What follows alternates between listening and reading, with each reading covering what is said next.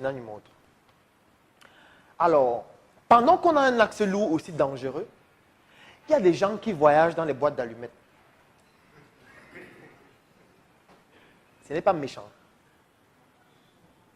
Attends, si moi j'avais une technologie qui permettait de voyager dans les boîtes d'allumettes, je devais créer une agence. Le voyage devait coûter même 100 000. 100 000 l'aller, 100 000 le retour. Oui, non, puisque je vous garantis que personne ne meurt.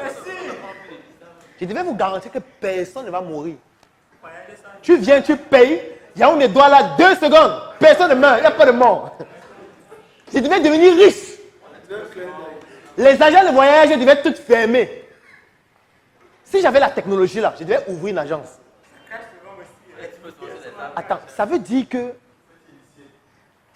ceux qui ont la technologie là, donc ils cachent ça. Ils sont méchants. Ils ont une technologie révolutionnaire comme ça. Mais ils cachent. Ce n'est pas méchant. Et ceux qui ont la technologie révolutionnaire là, quand eux-mêmes ils veulent voyager, ils prennent le bus.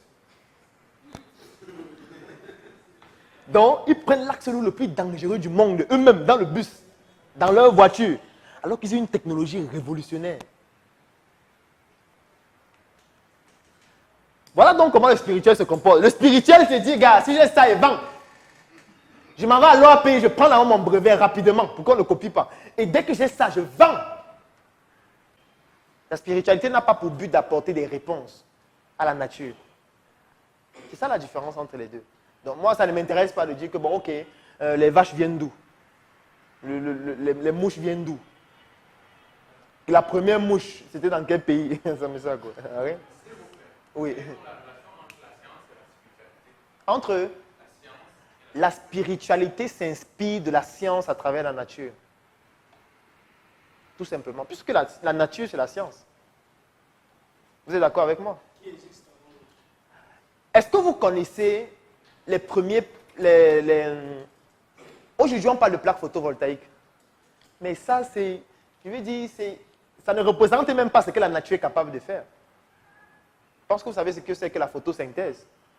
La photosynthèse, en fait, c'est exactement les plaques photovoltaïques en plus performantes et avec moins de coûts. Les plaques photovoltaïques découlent de la reproduction d'un événement qui se produisait déjà dans la nature qu'on appelle la photosynthèse. C'est exactement ça qu'on a essayé de reproduire sur le plan scientifique avec ce qu'on utilise aujourd'hui comme pour dire que c'est l'énergie solaire. Parce qu'on a vu le documentaire de Huawei. Je pense que vous devez toujours retenir le documentaire là. Dans un documentaire où on interdit aux journalistes de filmer un bureau. Pas un laboratoire, de filmer le bureau. C'est-à-dire que les gars cachent le bureau. Et ce sont leurs techniques marketing qui leur permettent d'être compétitifs, qui vont mettre dans un livre et vendre à 10 000. Alors qu'ils refusent qu'on filme le bureau. Donc vous devez comprendre que les livres de marketing là, ce n'est que les généralités. Parce que le vrai marketing, la vraie comptabilité, la vraie gestion, c'est sur le terrain. Ce sont les choses que vous allez apprendre de façon opérationnelle. Je vais vous prendre un exemple. Il n'est écrit dans aucun livre de comptabilité qu'une entreprise doit avoir 3 ou 4 comptabilités.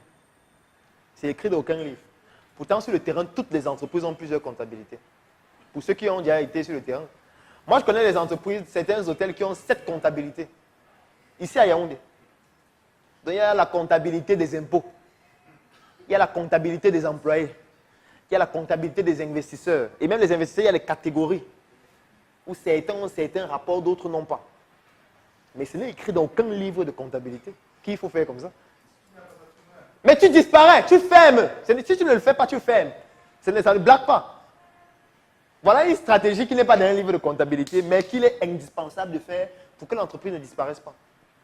Et personne ne va écrire dans un livre que voici comment faire pour avoir 3 comptabilités.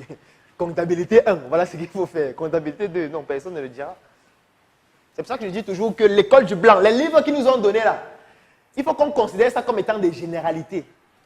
Et qu'on ne doit même pas utiliser ça pour être performant parce que les vraies stratégies, nous allons les découvrir nous-mêmes. Nous allons les créer nous-mêmes en étant sur le terrain.